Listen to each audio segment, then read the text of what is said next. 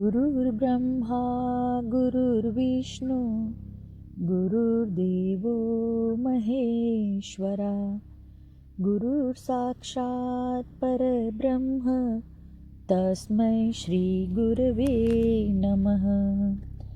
तस्मै श्रीगुरवे नमः। तस्मै श्रीगुरवे नमः। हिमालय का समर्पण योग भाग 3 पाठ 16। यह तो ठीक वैसा ही है कि एक गलत दिशा में गलत उद्देश्य लेकर एक मनुष्य दौड़ता है और अपने गलत दौड़ने से गिर पड़ता है। उसके पैर में चोट लग जाती है और अब वह दौड़ नहीं सकता, इसलिए पड़ा हुआ है। पैर में तकलीफ है, इसलिए डॉक्टर रूपी गुरु के पास आता है। अपने जख्मों पर पट्टी बंधवाता है, दवा दारू करवाता है और अपने जख्म ठीक करवाता है।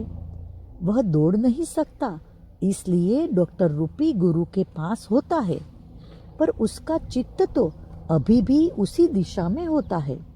वह केवल शरीर से गुरु के पास होता है, और जिस दिन वह मनुष्य स्वस्थ होता है, वह गुरु सानिध्य को छोड़कर फिर से गलत दिशा में गलत मार्ग से दौड़ना प्रारंभ कर देता है।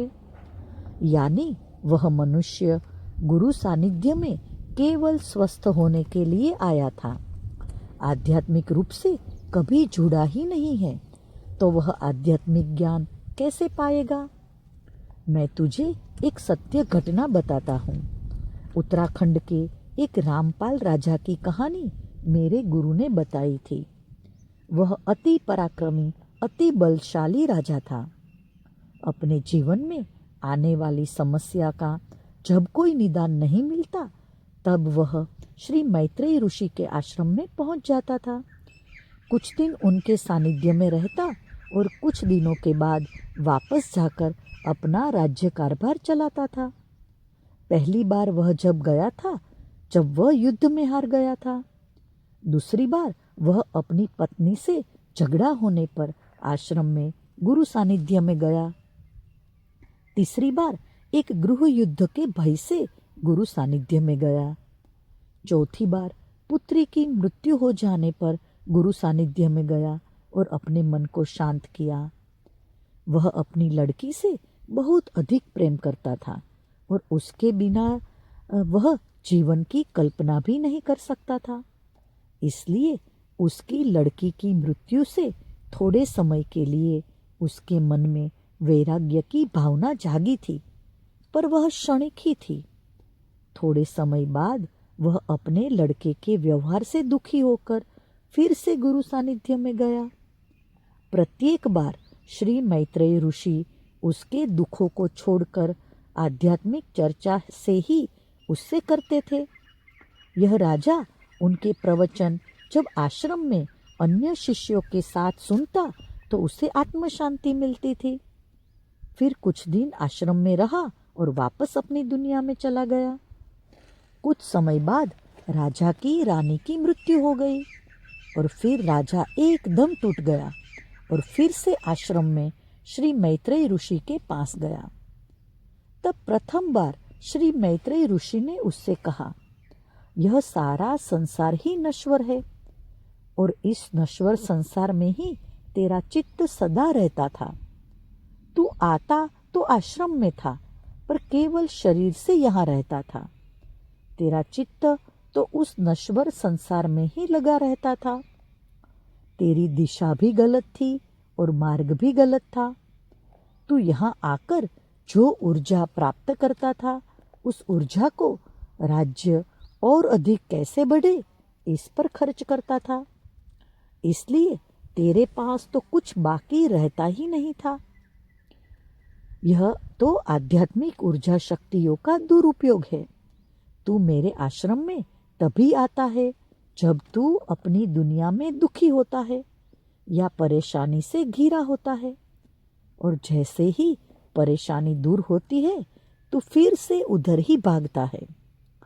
इस बार के अनुभव से तू यह नहीं सीखा कि अगर थोड़े से सानिध्य से परेशानियां दूर हो सकती है, तो अगर जीवन भर तू गुरु सानिध्य में रहा तो परेशानी मुक्त, संकट मुक्त जीवन तुझे प्राप्त हो सकता है। लेकिन यह समझ तुझे तब तक प्राप्त नहीं होगी जब तक तेरे पिछले जन्म के कर्म नष्ट नहीं होंगे। यह सब कर्मों का ही माया जाल है। आज तेरे पूर्व जन्म के कर्म संपूर्ण रूप से नष्ट हो गए हैं। आज तू कर्म मुक्त हो गया है। अब तू अपने संसार में वापस जा सकता है और अपना राज्य चला सकता है। राजा रामपाल ने श्री मैत्रेय ऋषि के पैर पकड़ लिए और कहा, गुरुदेव, गत जन्म के कर्मों में के दलदल से निकलने में मुझे इतने साल लगे हैं। अब वापस उस कर्मों के दलदल में मुझे नहीं जाना है और अब न ही कोई अच्छे कर्म करने हैं, क्योंकि अच्छे कर्म करूँगा तो भी उन्हें भोगने मुझे इस जगत में वापस आना होगा। मुझे बस अपने शिष्यों में शामिल कर लीजिए। मैं अब राजा बनकर नहीं, केवल शिष्य बनकर रहना चाहता हूँ। गुरु ने उसे उठाकर गले लगा लिया और कहा, तू गए जन्म में मेरा प्रिय शिष्य था और इसी के कारण तू हर बार प्रत्येक परेशानी में मेरे ही पास आता था।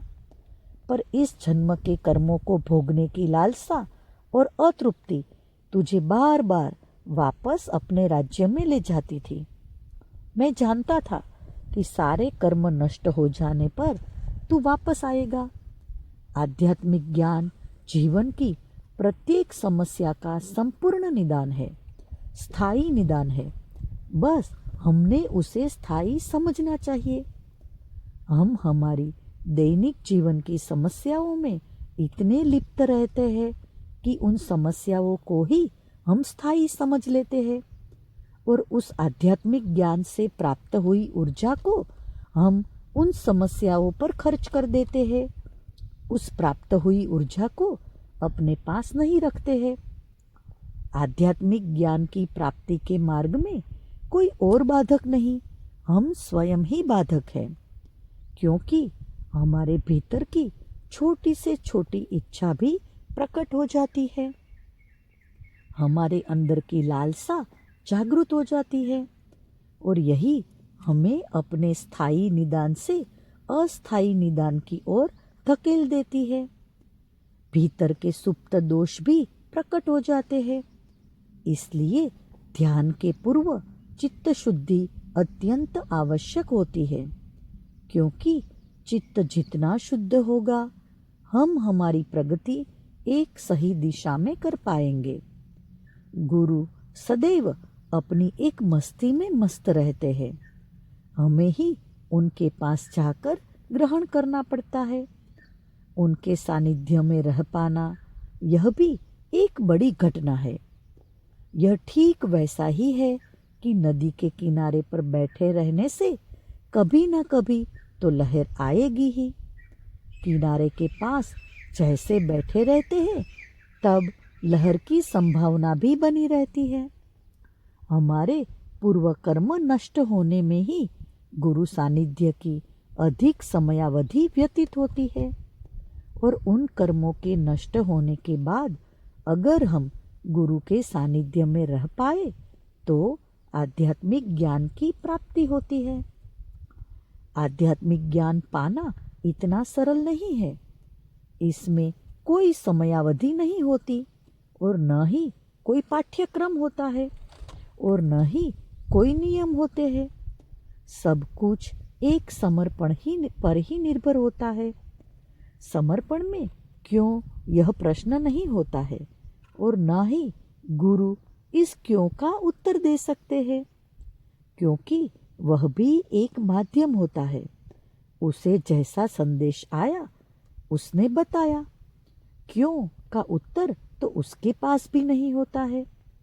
यह सब सुनते सुनते पत्नी की स्थिति ध्यान जैसी हो गई थी। मैंने पूछा, सो गई क्या? तो वह बोली, नहीं, सुन ही रही हूँ, पर यह सब मेरी कल्पना से भिन्न है। मैं जैसा सोच रही थी ऐसा बिल्कुल नहीं है। हमारी विद्यालयीन शिक्षा का और इस आध्यात्मिक शिक्षा का कोई संबंध ही नहीं है।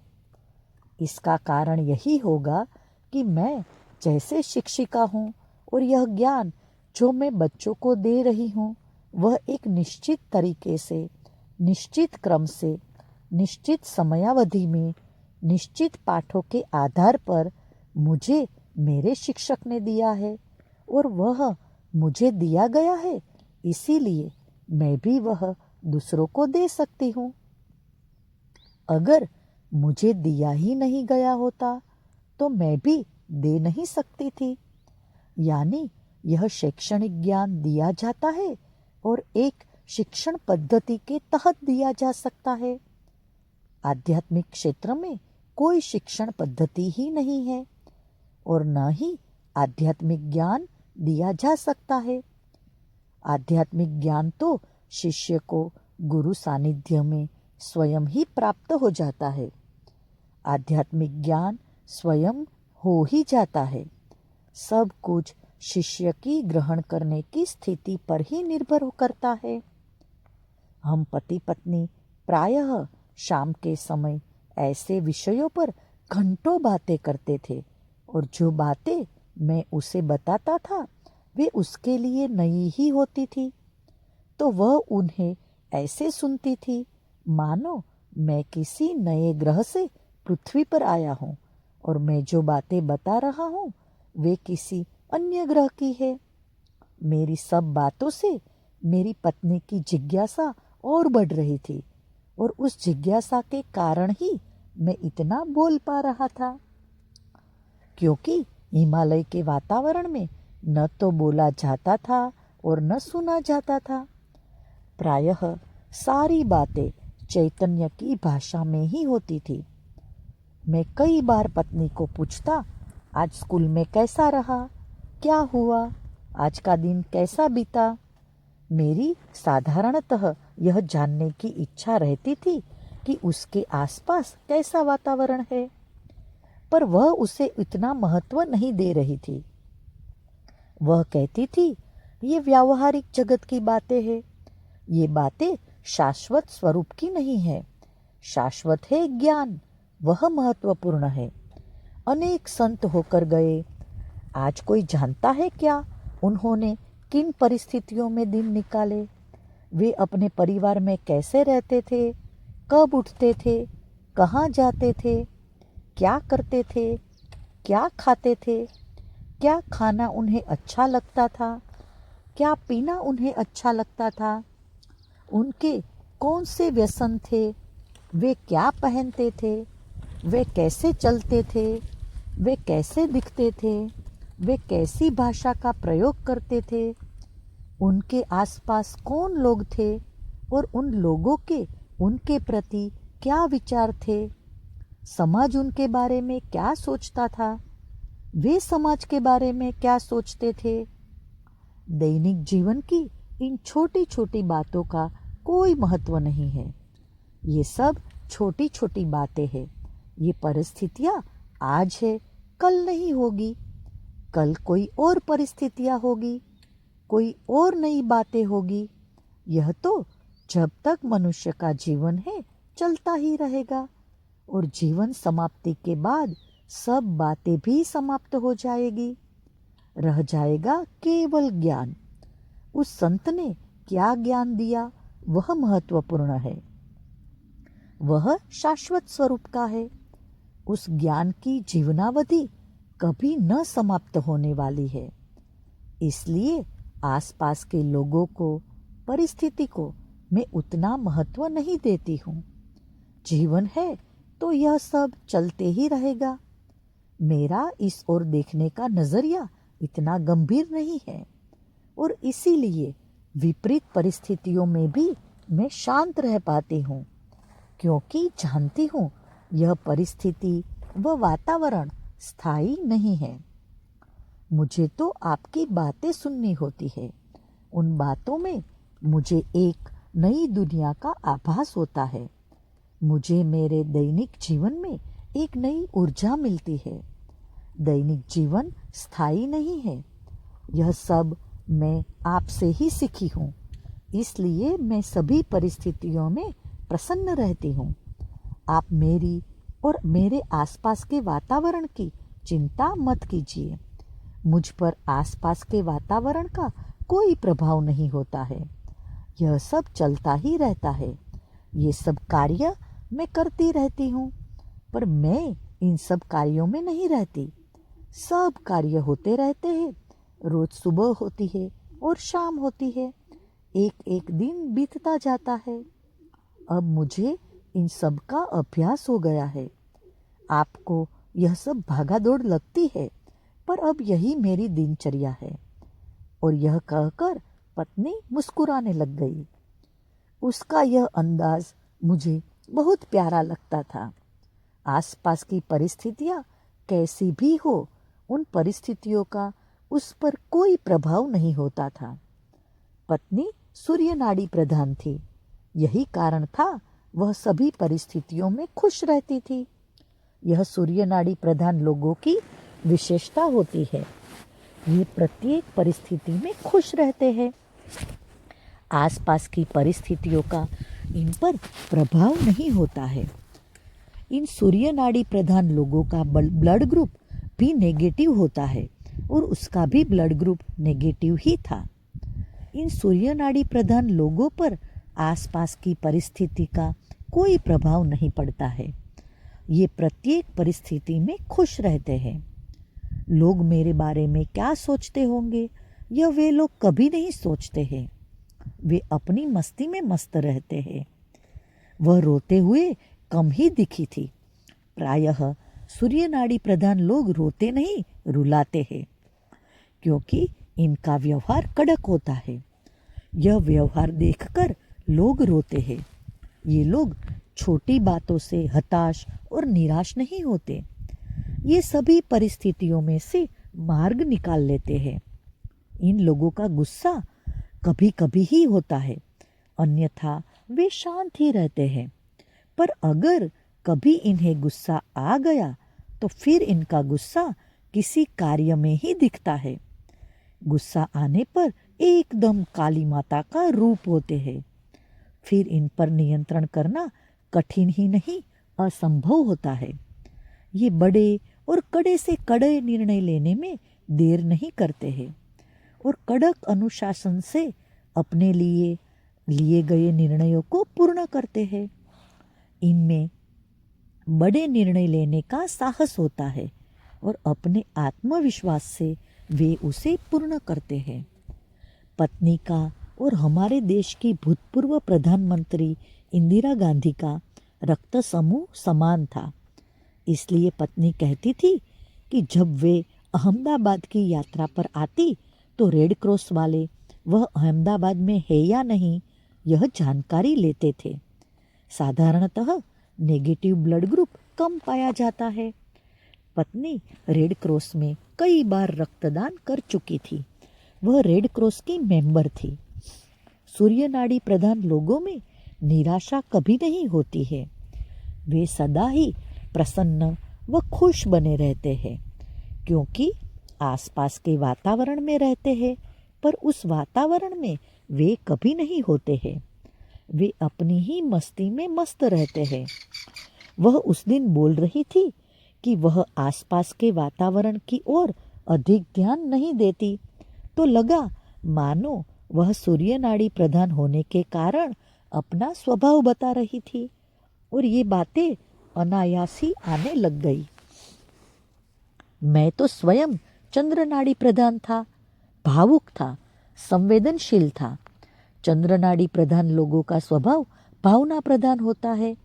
मैं भी भावना प्रधान था। हम दोनों एक दूसरे के पूरक थे। दोनों नाड़ियों की अपनी विशेषताएं थी, अपनी कमजोरियां थी। हम दोनों मिलकर उस सांसारिक स्थिति का सामना कर रहे थे। मैं प्रयास करता कि कभी उससे गुस्सा न आए और वह प्रयास करती कि आसपास की परिस्थितियों से मैं हताश या निराश ना हो। परमात्मा ने मानो अपना कार्य करवाने के लिए ही हम दोनों को विवाह बंधन में बांधा था। ऐसा लगता था यह विवाह किसी ईश्वरीय योजना का ही एक हिस्सा है। यह एक महान पवित्र उद्देश्य को लेकर हम आगे बढ़ रहे हो ऐसा लगता था। हम दोनों एक दूसरे से बहुत प्रेम करते थे और एक दूसरे की पसंद का सदैव ख्याल रखते थे। अपने बारे में कम सोचते थे। सदैव दूसरे को मैं कैसे प्रसन्न रख सकूं यह विचार करते थे। मैं जब घर में रहता था तब मैं रसोई का कार्य पूर्ण रूप से संभाल लेता था। मैं सोचता था जब मैं घर में नहीं रहता तब तो यह बेचारी पत्नी दोनों बच्चों की देखभाल, स्कूल की नौकरी करते हुए यह सब अकेली संभालती ही है और मैं उसे उस समय कोई मदद नहीं कर सकता हूँ। इसी आत्मग्लानि के भाव से उभरने के लिए मैं सदैव रसोई घर संभाल लेता। वैसे भी खाना बनाना मुझे सदैव अच्छा लगता था। खाना खाने की अपेक्षा खाना बनाने और गरम गरम खिलाने में मुझे अधिक सुख मिलता था। इस प्रकार पत्नी के शारीरिक श्रम को कम करके मैं उसकी सूर्य नाड़ी को शांत करने का प्रयास सदैव करता था और प्रयास करता था कि जब वह घर में रहे तो घर में करने के लिए कोई काम न रहे और हम शाम के समय आराम से घूमने जा सके। घूमने जाना भी एक बहाना था। वास्तव में हम घूमते कम थे, पर एकाधे शांत स्थान पर या पेड़ के नीचे बैठकर बातें करते थे। हमारी चर्चा प्रायः आध्यात्मिक अनुभवों की होती थी। न तो भविष्य के बारे में कुछ सोचते थे और न ही कभी बच्चों के भविष्य के बारे में कोई चिंता या आशंका थी। हम दोनों में पता नहीं क्यों पर परिस्थिति संबंधी प्रश्न या फिर भविष्य में क्या होगा, अब क्या करेंगे, ऐसे कोई प्रश्न या विचार नहीं थे। और घर में क्या कमी है, क्या सामान और होना चाहिए, ये विचार भी नहीं आते थे। हम सदैव इतने गंभीर विषयों पर चर्चा करते थे कि उनके सामने वे सब परिस्थिति संबंधी बातें तुच्छ लगती थी। मैं पत्नी की छोटी छोटी बातों का भी ध्यान रखता था। पत्नी के बाल बहुत बड़े और घने थे। घुटने तक उसकी चोटी आती थी और इतनी व्यस्तता में चोटी बनाना बड़ा कार्य होता था। सुबह स्कूल जाते समय जब कभी कंधा गुम हो जाता था तो वह मुझे ढूंढने के लिए कहती थी। मैं कंधे को चित्त में लेकर उसके चैतन्य पर चित्त रखता था और उस चैतन्य पर चित्त रखते हुए फिर उस चैतन्य को घर में खोजता था। प्रथम वह चैतन्य किस रूम से आ रहा है वह देखता था। फिर रूम के बीच खड़ा होकर वह किस दिशा से आ रहा है वह खोजता था और बाद में उस दिशा के सामान में खोजने पर कुछ क्षणों में ही कंधा मिल जाता था। पत्नी का यह एक खेल ही था। पत्नी का कंधा निश्चित था। पत्नी के चैतन्य को मैं उस कंधे में महसूस करता था, क्योंकि वह कंधा पत्नी के अलावा कोई भी प्रयोग नहीं करता था। यानी जो निजी वस्तुएं होती है जैसे कंधा, चप्पल, चश्मा, घड़ी, रिबिन, चूड़ियाँ, कपड़े, पर्स, टूथब्रश, अंगूठी, वे उस व्यक्ति के चैतन्य से चैतन्य युक्त हो जाती है। यह मैं अपने अभ्यास से जान गया था। इसलिए हमारे पूर्वज सदैव दूसरों की वस्तुएं प्रयोग करने के लिए मना करते थे, क्योंकि दूसरे का अच्छा या बुरा प्रभाव आप पर पड़ सकता है। यह प्रभाव मैंने रसोई में बेलन पर भी देखा। पत्नी को खाना जल्दी से बनाना पड़ता था और मुझे कभी जल्दी नहीं रहती थी, पर जब मैं उसका बेलन लेकर खाना बनाता था तो रोटियां बड़ी जल्दी बन जाती थी, क्योंकि पत्नी की गति का प्रभाव बेलन पर भी था। यानी कोई भी वस्तु किसी एक व्यक्ति के अगर नियमित संपर्क में आए तो उस व्यक्ति के भीतर से निकलने वाली ऊर्जा का प्रभाव उन वस्तुओं पर पड़ता है। यह घटना घटित होने में 3 बातें आवश्यक होती है। प्रथम, एक ही व्यक्ति वस्तु का उपयोग करे। दूसरा, वस्तु एक ही हो। तीसरा, नियमित सतत उपयोग हो। और निकलने वाली ऊर्जा कैसी होगी, वह इस बात पर निर्भर करता है कि वह व्यक्ति क्या विचार करते हैं। वैसे ही उनके कर्म भी होते हैं और उसी प्रकार की ऊर्जा उसके भीतर से निकलती है। उस ऊर्जा के प्रभाव को जानने के लिए शुद्ध पवित्र चित्त होना अत्यंत आवश्यक है। चित्त की शुद्धि इसलिए आवश्यक है कि वह ऊर्जा चित्त से ही अनुभव होती है। चित्त को आत्मा की आँख कहे तो अतिशयोक्ति नहीं होगी, क्योंकि शरीर की आँखें होते हुए भी चित्त की आँख से देख पाना नियमित साधना करने से संभव है। कुत्ते, बिल्ली, हाथी, इन सब की यह जानने की क्षमता अधिक विकसित होती है। ये भी गंध से जो जानते हैं वह भी वही प्रभाव होता है और उनका तो सारा जीवन ही इसी पर टिका होता है। इसलिए नियमित अभ्यास से बड़े जल्दी इसमें प्रवीण हो जाते हैं। गुरु के सानिध्य में भी यह अनुभव होता था कि गुरु जिस मार्ग से नियमित आना जाना करते थे, उस मार्ग के स्पंदन एक अलग ही वातावरण बनाते थे। गुरु के द्वारा उपयोग की गई माला, पावड़ी, पत्थर का चैतन्य विशिष्ट होता था। उनके द्वारा बनाई गई पत्तों की सब्जी, उनके हाथों से बने व्यंजन का एक अलग ही स्वाद था, जिसे शब्दों में बताना संभव नहीं है। गुरु द्वारा उपयोग की गई वस्तुओं में एक प्रकार की सुगंध भी आती थी। वह सुगंध किस फूल की होती थी यह नहीं बता सकता, क्योंकि उस सुगंध की तुलना किसी अन्य फूल की सुगंध से की ही नहीं जा सकती है। वह सुगंध एकदम मीठी, दिव्यत्व वाली और आकर्षक थी।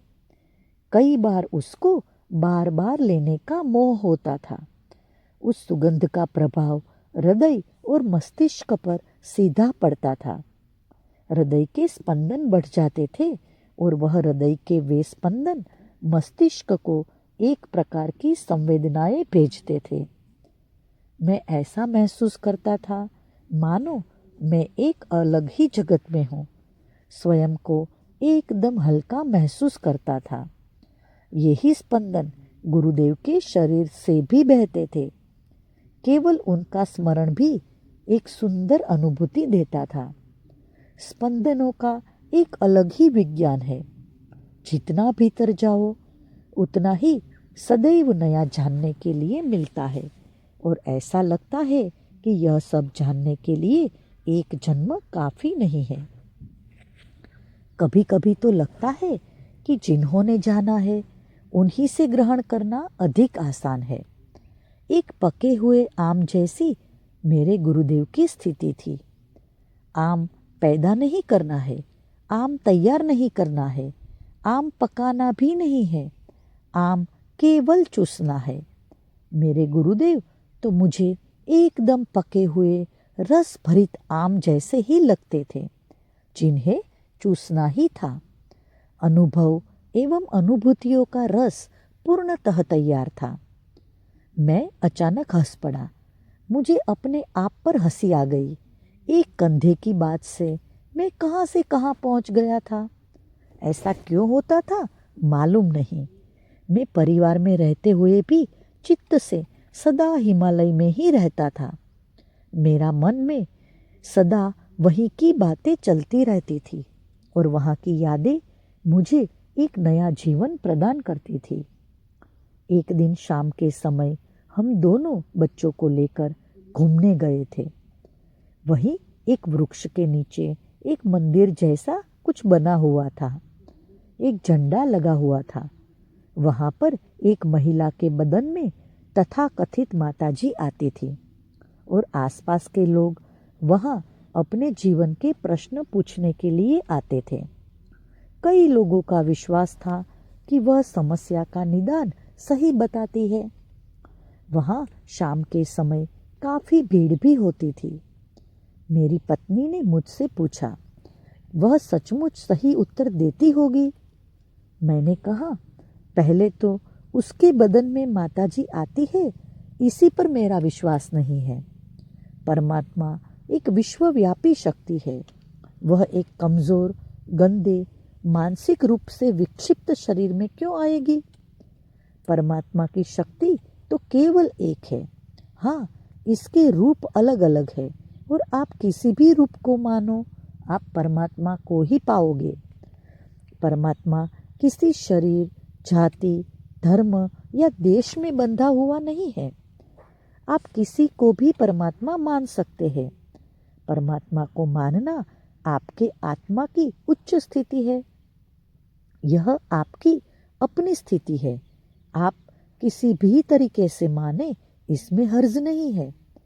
लेकिन मेरी भैंस गुम हो गई, कब मिलेगी? मेरी लड़की की शादी कब होगी? मेरा मकान कब बनेगा? ऐसे व्यावहारिक जगत के प्रश्न पूछने के लिए परमात्मा की शक्तियों का उपयोग करना परमात्मा की शक्तियों का अनादर है।